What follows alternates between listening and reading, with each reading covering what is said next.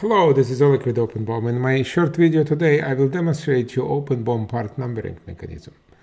OpenBOM part numbers is a fundamental parameter that identifies all items in OpenBOM.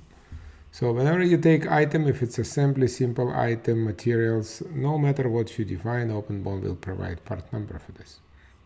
How can you define those part numbers and what are the easy way to create them?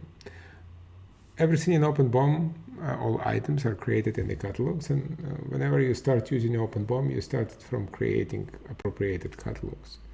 You can create catalogs to define item classifications because each catalog will have a separate set of attributes.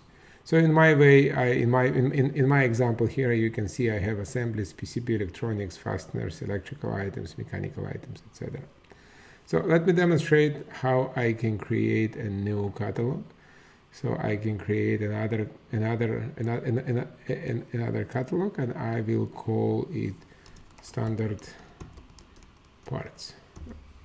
So I use the part number setup to create a template, and I will use std prefix and dash, and I will create a configured range from 000 with increment 1 to 999, so I'm getting to 10,000 items.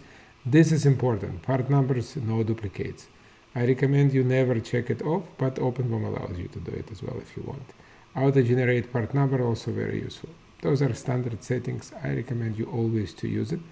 Separate article, separate video. I will talk about best practices and what you can do else. But now, let's save it. Save it here.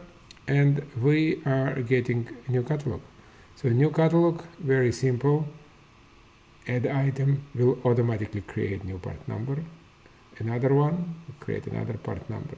Now keep in mind, OpenBOM will not allow you to define and write and type. You can type, but you will not be able to define another item with the same part number. This is the alert. So that's it. This is as much as you need to know to start using OpenBOM and define part numbers. I hope you find it useful.